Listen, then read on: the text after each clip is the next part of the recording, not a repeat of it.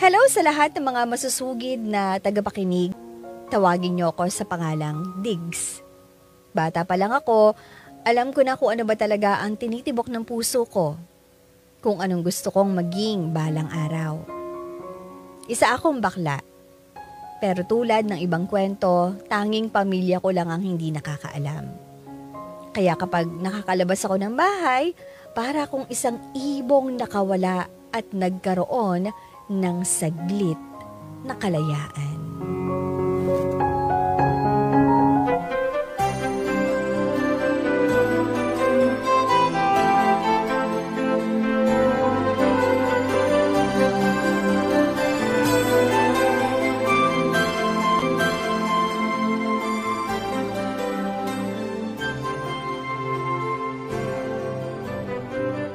Bakla, ano ba? Matagal pa ba yung ginagawa mo sa mata ko? Konting-konti na lang makakatulog na ako dito, oh. Ay, ano ka ba? Konti na lang. Kasi naman ang likot eh. Huwag ka nang kasing malikot. Lalagpas yung eyeliner, te. Aba, hindi naman ako gumagalaw, ah. Teka lang. O, ayan. Okay na. Idilat na. At tingnan mo na kung gaano ka gumanda ng dahil sa akin. Wow! Bakla!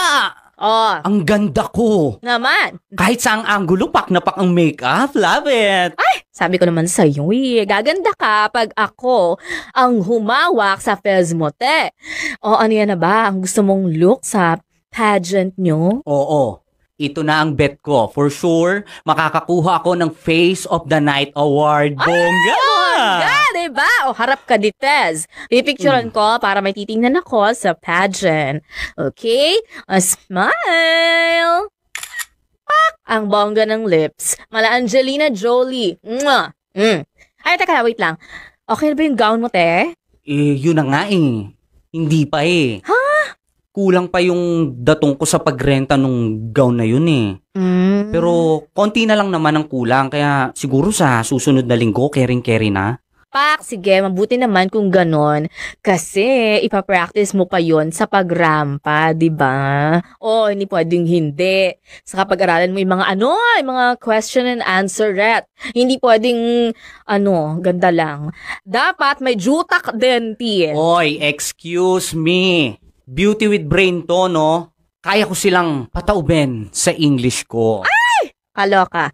Saka magyabang ka ng ganyan pag nasigurado mong uuwi nga talaga ang tatay mo sa Bicol sa araw ng pageant. Dahil kapag ikaw nakita niyang rumarampa doon, nako girl, dead soon ka. Ito naman, hindi ko na iniisip yung kaba na yun. Pinaalala mo pa sa akin. Pero si nanay na ang bahala sa akin. Knows naman niya ang bala ko eh. O siya, ako ay gogora na. Salamat sa makeup. Oo, sige. Lokang to. Tanggalin mo muna yung makeup mo bago ka umalis. Ay, oo nga pala. Bakla ka. Hindi mo sinabing nalagyan mo pala ng makeup tong damit ko. Ay nako, madali lang yan, girl. Idaan mo lang yan sa Pride detergent. Hindi lang puti, kisla puti. Pero alam mo, sana manalo ako sa beauty pageant na yun. 10,000 din kasi yung premyo. Bala ko sanang regaluhan sina nanay at tatay para sa wedding anniversary nila.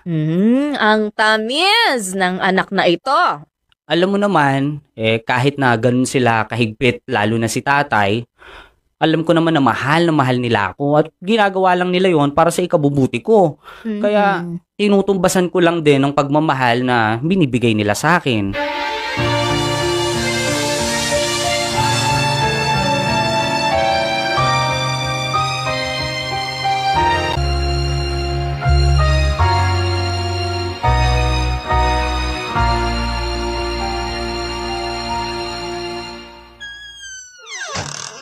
Saan ka galing? Sa ano po, tay? Sa kina Jopay, may ginawa lang po kami. Talaga? Ano yung nasa mata mo? Yung itim na yan? Po? Wala po to. Sinungaling ka talaga? Niloloko mo ba ako? Hindi po. Anong hindi? Sinabi sa akin ng mga kapitbahay natin na sasali ka raw sa Miss Kay. At bakit ka sasali dun, ha?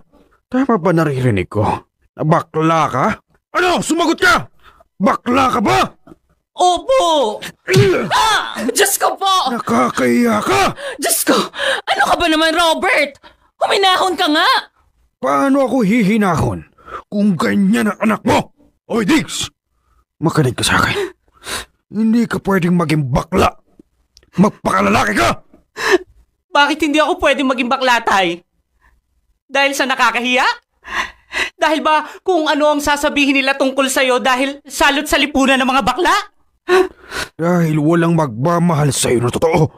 Dahil kapag bakla ka, husgahan at gagamitin ka lang ng mga tao. Iisipin, bakla ka naman eh. Kaya ayos lang na paglaruan ka. Magiging masama sa'yo ang mundo.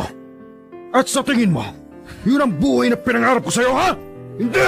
Hindi nga ito ang buhay na pinangarap nyo! Pero hindi naman ako magiging totoo sa buhay na gusto nyo para sa akin. Hindi ako magiging masaya, hindi ako magiging malaya. Dahil habang buhay kong dadalhin, na kapag nagpakatotoo ako, hindi ako magiging masaya. Pinoprotektahan lang kita. Dahil yan ang responsibilidad ko bilang magulang. Bakit kailangan kong itago ang totoong ako para magawa niyo ang responsibilidad niyo sa akin? Kung totoong gusto niyo protektahan, gagawin niyo yun. Bakla man ako o hindi. Nang gabi ding yon, umalis ako sa bahay at nakituloy sa kaibigan kong si Jopay. Kahit ilang beses pa akong tinawagan noon ni nanay, hindi na talaga ako bumalik. Sabi ko naman kasi noon, malaki na ako. Kaya ko nang buhayin ang sarili ko kaya ganun ang ginawa ko. Pinagbutihan ko ang pagtatrabaho ko para naman makapag-ipon ako para sa future ko. Habang busy ako sa pagiging strong, independent woman ko, dito ko nakilala si James, kaibigan ni Jopay. Sa gwapo niya, hindi ko alam kung bakit nagawa niya akong pansinin. Kung bakit bigla na lang niya akong inayang mag-date.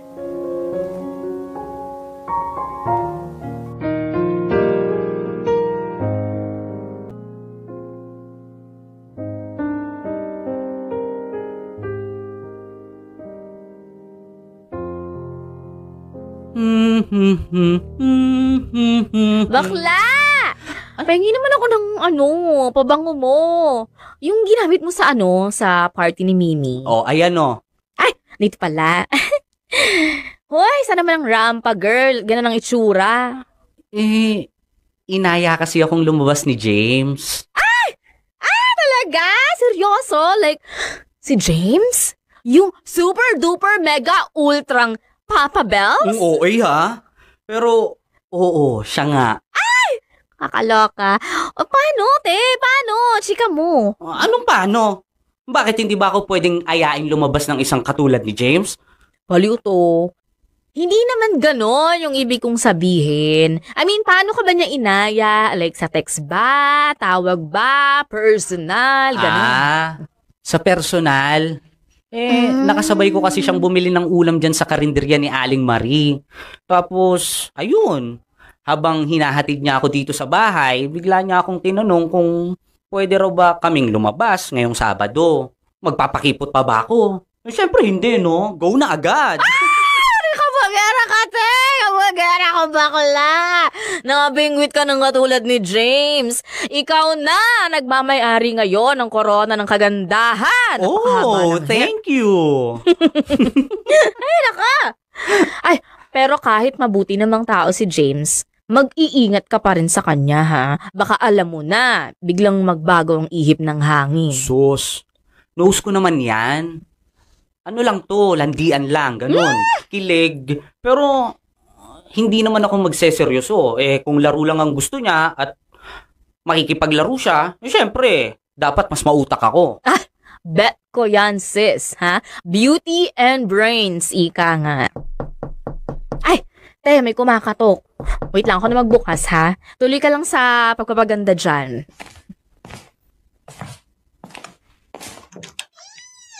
Ay, Tita Mercy! Kayo pala yan. Good afternoon. Kamusta? Nandyan ba si Diggs? Ay, opo. Sige, tita. Enter the dragon muna kayo dito, ha? Tatawagin ko lang siya. Okay, salamat.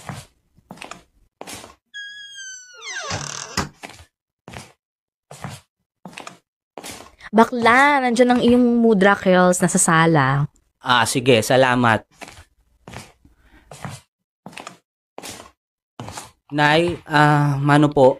Kaawaan ka ng Diyos. Bakit po pala kayo napadaan dito?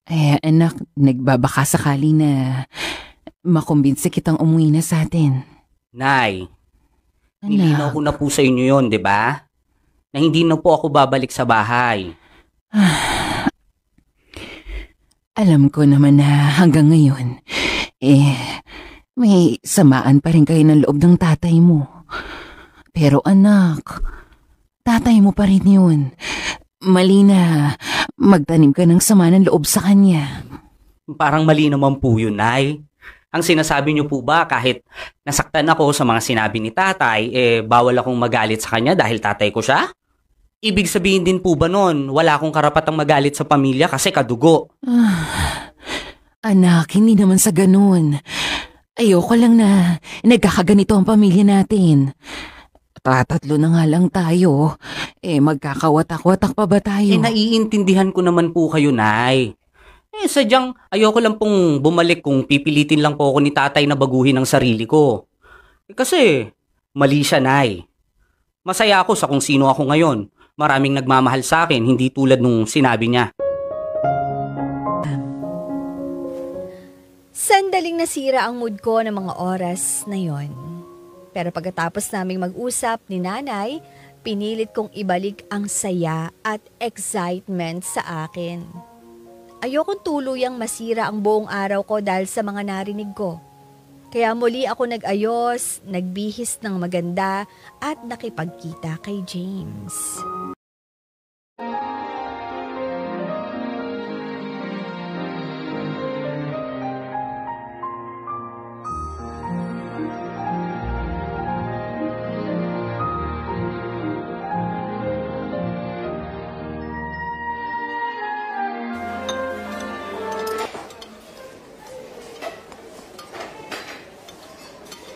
Uy, James. Sigurado ka bang dito talaga tayo kakain? Parang mahal yata dito eh. Relax. Kakasweldo ko lang kasi tsaka malaki yung binigay na bonus. Kaya yun, malakas yung loob kong ayain ka sa ganito. Basta mag-order ka lang ng gusto mo, ha? Bakit mo pala akong inayang lumabas ngayon? Gusto lang kitang mas makilala. Bakit? Dahil sa gusto kitang makilala. Bakit? May magagalit ba kapag may nakaalam na lumabas tayo ngayon? Naku, wala. As in zero. Mabuti naman. At least wala akong kaagaw sa atensyon mo. Ha? Alam mo, gutom ka na yata. Medyo mabagal na yung process ng isip mo ngayon eh. Mag-order na tayo. Anong gusto mo? Itong spaghetti with meatballs na lang. Medyo diet ako eh. Okay. Waiter! Ready to order na po? Yes, isang spaghetti with meatballs and then isang chicken pesto pasta tapos 2 grilled cheese sandwich. How about drinks po? Mango smoothie. Dalawain mo na. Okay, repeat ko lang po ang order nyo. Isang spaghetti with meatballs, isang chicken pesto pasta, 2 grilled cheese sandwich, and mango smoothie. Tama. Pawait na lang po mga 15 to 20 minutes, sir. Thank you po. Salamat. Ikaw talaga? Inorderan mo pa ako ng grilled cheese sandwich okay na ako sa spaghetti. Sabi kasi ni Jopay sa akin, mahilig ka daw sa cheese. Ang paborito mong agahan, pandesal na may keso tapos kape. Wala hanggang ngayon, yun daw ang hindi nagbago. Talaga si Jopay chinichismis pa ako. Hindi, nagtanong talaga ako sa kanya. Bakit naman? Uulitin ko, gusto kitang mas makilala. Bakit nga? Alam kong gusto mo akong makilala pero bakit? Wala namang espesyal sa akin para ma-curious ka. I mean, bakla ako. Wala kang makukuha sa akin. Tama. May gusto nga akong kunin sa'yo. May hidden agenda ako. At ano naman yun, Aber? Puso at atensyon mo. Kaya gusto kitang mas makilala pa. Gusto kasing patunayan ng puso ko sa isip ko na hindi masasayang ang oras ko sa ginagawa ko ngayon. Magiging masaya ako dahil tamang tao ang pinipili kong mahalin.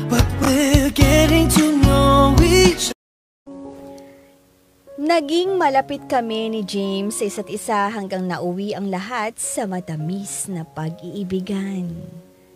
Kumuha kami ng isang maliit na unit at nagsama. Tulad ng inaasahan, marami ang humusga, nanlait. Pero lahat ng yon, binaliwala naming dalawa dahil ang importante naman, totoong nagmamahalan kami.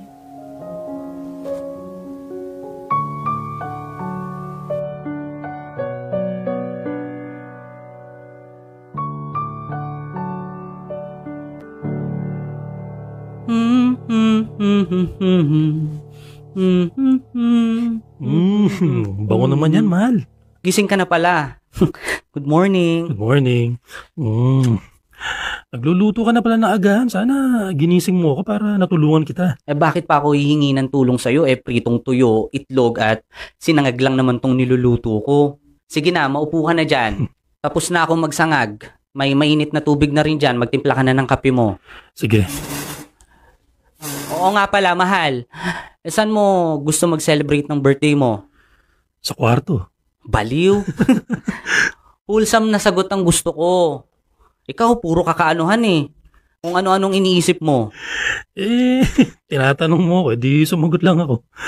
Di ko alam eh. Ikaw, saan mo ba gustong pumunta? Bakit ako ang tinatanong mo? Araw mo kaya to? Ikaw ang dapat na masunod.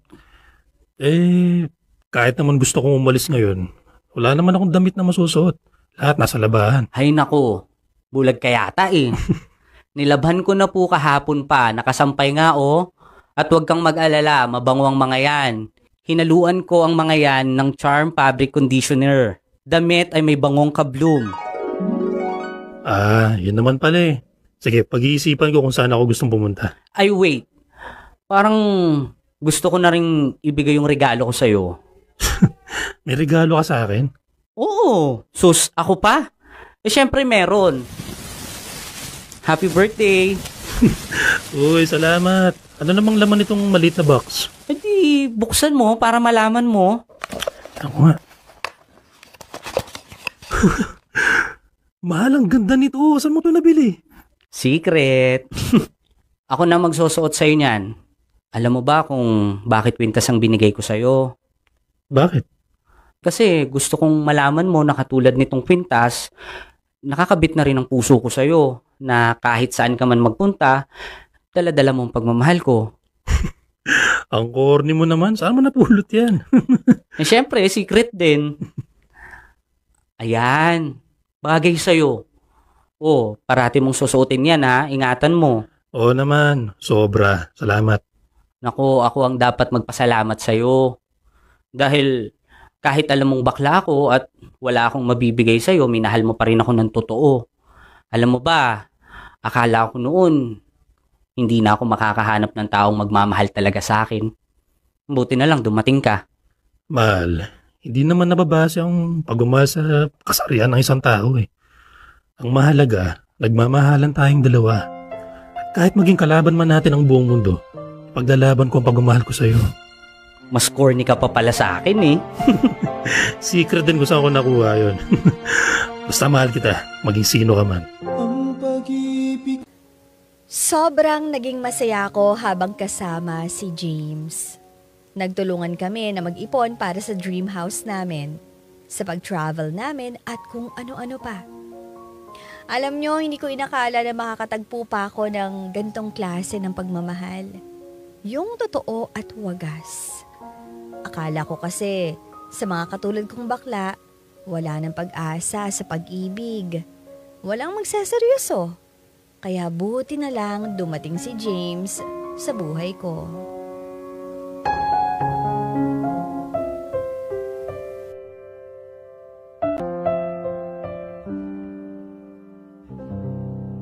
Kailan ka naman uuwi dito? Halos isang linggo ka na dyan sa Davao ah. Ngayong weekend, marami lang kasi akong ginagawa dito kaya natagalan ako. Ngayong weekend? Sakto, second anniversary natin yun ah. Talagang tinawon ko sa anniversary natin para naman makapag-celebrate tayo. Na-excite naman ako sa sinabi mo. Sige, maghahanda ako ng bongga sa pagdating mo. Sobrang na-miss kaya kita. Yes na rin kita. Sige naman, may gagawin pa kasi ako eh. Tinawagan lang kita para kumustahin ka. Mag-iingat ka dyan ha. Ikaw din. Mag-ingat ka dyan. I love you. I love you too. Bye. 4 na araw pa ang hihintayin ko bago siya makauwi. Sino naman to? Nandyan na!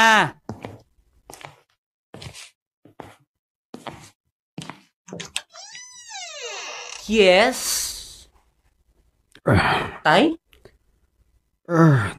Thanks. Pwede ba kitang makausap?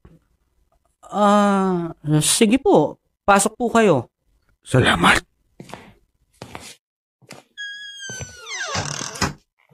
Gusto niyo po ba ng maiinom? Hindi na. Ayos lang ako. Bakit po pala kayo napadaan dito? Nakita ko nung nakaraang linggo.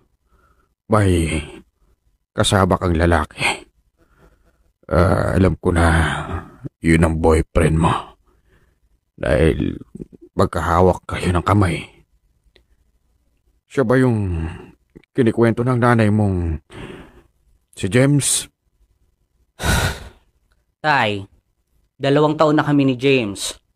Kung sasabihan niyo ako ngayon ng mga mali kong ginagawa at malaking kasalanan to, makakaalis na po kayo.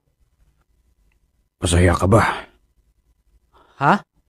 Masaya ka ba ako sa buhay mo ngayon kay James? Sobra. Unang beses kong naramdaman na malaya ako. Na nagiging totoo ako sa sarili ko. Na hindi na ako natatakot na husgahan ako ng ibang tao dahil alam ko at sigurado ako na may mga tao pa ring nagmamahal sa akin. At isa na po doon si James. Sige. Kung masaya at makontento ka na, tatanggapin ko na rin. Po? Naging mahirap para sa akin ang lahat ng pangyayari. Ulitin ko, hindi ganitong klaseng buhay ang pinangarap ko sa iyo, anak. Pero pinangarap ko rin na maging masaya ka. Na makaramdam ka ng totoong pagmamahal.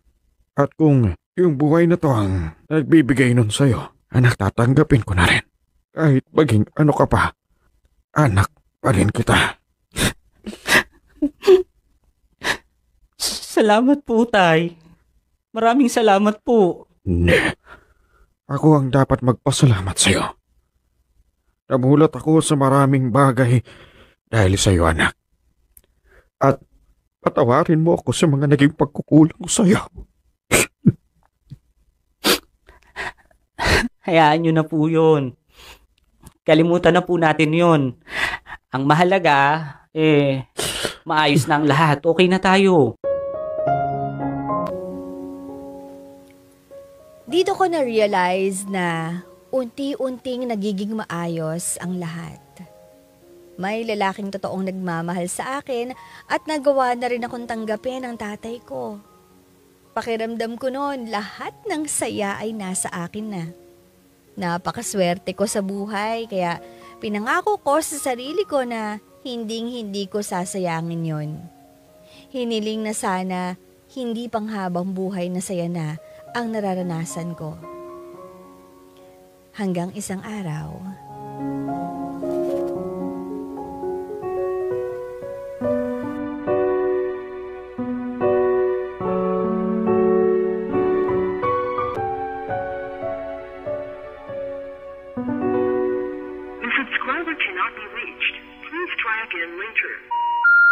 kagabi pa naka-off ang phone niya. Ano kaya nangyari doon? Diggs? Jopay, nakauwi ka na pala. Nakausap mo ba si Ian? Alam ba niya kung nasan si James? Kagabi pa kasi ako tawag ng tawag sa lalaking yun, pero hanggang ngayon, naka-off pa rin yung phone niya. Diggs, may sasabihin sana ako Kinakabahan ako baka kung ano nang nangyari doon. Nakausap mo ba si Ian? Busy ba siya? Diggs, Bakit? may kailangan kang malaman tungkol kay James. Bakit? Anong tungkol kay James? Nakausap mo ba siya? Bakit hindi niya sinasagot ang mga tawag ko? Okay, sige. Huminahon ka muna, ha? Chill ka muna. Dahil hindi ko alam kung paano mo tatanggapin yung sasabihin ko sa'yo. Ano ba, kaya huminga ka ng Jopay? malalim. Sabihin mo na kung ano yon. Kita mo namang sobrang nag-aalala na ako kay James. Tapos, ganyan pa ang mga sinasabi mo. Ano ba yun? Wala na siya.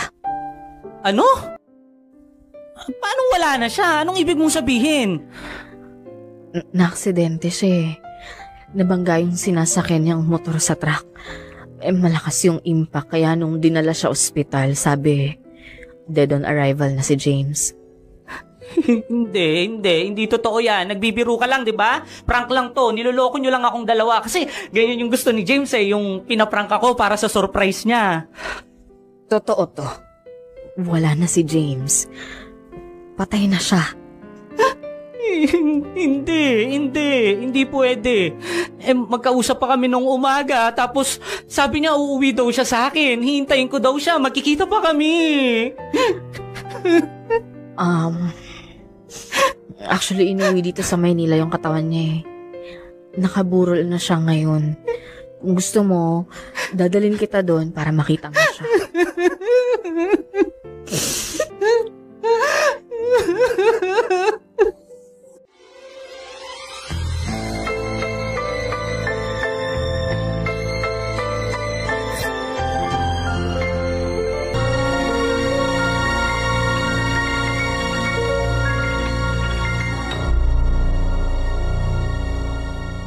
Oh, ba't nandito ka sa labas? Sinahanap ka ni Tita Sela. Mas lalo akong sinasampal ng panahon na wala na talaga si James. Na kahit ilang balde pa ng luha ang ilabas ko, walang magbabago, patay na siya. Kaya nga, mas maganda kung nandun ka sa loob. Sulitin mo yung mga natitirang oras na pwede mo siyang makita. Ayoko. Hindi ko kaya. Tama nga sila, no? Ang daya ng mundo. Kung kailan nakahanap na ako ng taong magmamahal sa akin ng totoo. Kung kailan naging masaya na ako, saka biglang binawi lahat. Walang natira. Parang ang hirap maging masaya sa buhay. Kasi binabawi para maging miserable ka ulit. Ay, ano ka ba? At least alam mo na kung ano yung halaga mo ngayon. At dahil yun kay James. Kasi pinaramdam niya sa'yo yung klase ng pagmamahal na dapat sa'yo. Yung pag-aalaga. Yung respeto. Mahirap. Alam ko naman yun, mahirap. Naiintindihan kita. Kaya, ayan, sige lang. Yakapin mo lang muna yung sakit ngayon. Iyak mo lang. Para hindi mawala sa alaala mo ang lahat ng mga masasayang oras niyo ni James na magkasama. Ang daya. Sobrang daya ng mundo. Kung kailan masaya at kontento ka na, kung kailan nag-uumpisa ka ng tuparin ang mga pangarap mo, saka nito sisirain ng lahat. Saka aalisin ang mga dahilan kung bakit masaya ka na. At walang ibang ititira sa'yo kundi sakit at hinagpis. 1 taon na simula nung namatay si James. Pero hanggang ngayon, nandito pa rin sa puso ko yung sakit. Madalas ko siyang puntahan sa puntod niya. Kinakausap at sinasabi ang lahat ng mga nararamdaman ko. Kahit wala na si James, siya pa rin ang nagbibigay at nagpapagaan sa bigat ng dinadala ko. Kaya kayo nakikinig, wag na wag niyong sasayangin ang bawat minuto na kasama niyo yung mga taong mahal ninyo. Hanggat may oras, iparamdam ninyo sa kanila ang pagmamahal niyo. Dahil madalas, madaya ang mundo. Hindi mo alam kung kailan at papaano niya kukunin ang pinakamahalagang bagay sa buhay mo. Hanggang dito na lang, Diggs. Nakakalungkot, ano? Okay na sana, no? Alam ko ito yung mga nasa isip nyo ngayon, yung mga linyahan nyo ngayon, okay na sana, tanggap na siya ng tatay niya kasi natuwa din naman yung tatay niya. I think malaking factor na nakita ng tatay niya na merong isang lalaki na talaga namang nagseseryoso sa kanya. Kasi yun lang naman yung fear ng mga magulang, ano, kapag ka nakikipagrelasyon ng kanilang mga anak. kahit na regardless of the gender, babae man yan, lalaki, or member ng LGBTQIA+ community, 'di ba? Ang ayoko lang maagrabyado, maloloko, masasaktan ang anak ko. Yun lang naman yun. Pero nung nakita ng tatay niya na merong totoong lalaking nagmamahal sa kanya, 'di ba yun yung linya niya, nakita kita na may kasama kang lalaki. Siguro boyfriend mo yon. Doon nagsimula ang conversation, nagkaayos at tinanggap siya ng kanyang tatay sa kung ano yung pagkatao niya. 'Di ba? And heto na, yung sinasabi ko sa inyo huling tagpo. That's why sinabi ko sa inyo kanina, 'di ba kanina sabi ko, madalas kapag mga gantong klase ng mga relasyon, 'di ba? Parang lagi natin sinasabi na okay, ingat ka. Medyo wag mong ibubuhos yung 100% mong pagmamahal. Maging observant ka talaga sa mga ginagawa niya, sa mga kinikilos niya. At alam mo kung kailan ginagamit ka na lang. Alam mo kung kailan inaabuso ka na. Medyo kumbaga parang wag mong ibigay ang lahat. Sabi nga natin, 'di ba? Pero hindi naman natin nasusukat kung gaano na bang karaming pagmamahal ang nabubuhos natin. Pagmahal natin ng isang tao, hindi na natin yun binibilang. Hindi na natin sinasabi, nakaka 50% na ako. Nakaka 100% na ako. Pagmahal mo, nabubuhos mo ang lahat. Hindi mo na naiisip kung ganong karami na yung nabubuhos mo talaga. 'Di ba? So, dati lagi kong sinasabi mag-ingat, pero ngayon kapag may bagay na nakakapagpasaya sa'yo, pero alam mo naman na wala ka namang matatapakan ng ibang tao, go for it. I-enjoy mo yan. I-enjoy mo yan saya na yan. Kasi, eto yung gantong klase ng mga pangyayari sa buhay natin ang iniiwasan natin. 'Di ba? Yung manghinayang tayo na nawala sila, na hindi man lang natin nasulit yung mga pagkakataon na kasama natin sila. 'Di ba? Paano kung halimbawa ng mga panahon na ito binibigyan siya ng tunay na pagmamahal ni James pero hindi niya pinapaniwalaan.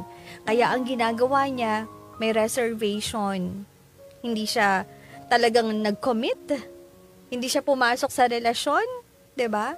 Tapos biglang malinis naman pala ang intensyon. Tapos merong ganitong aksidente na nangyari. For sure, panghihinayangan niya yun. Panghihinayangan niya yun. Sa pagkawala ni James, ang iisipin niya, bakit hindi ko pa hinayaan na maging masaya yung sarili ko, maging masaya si James. Mahal naman pala talaga niya ako.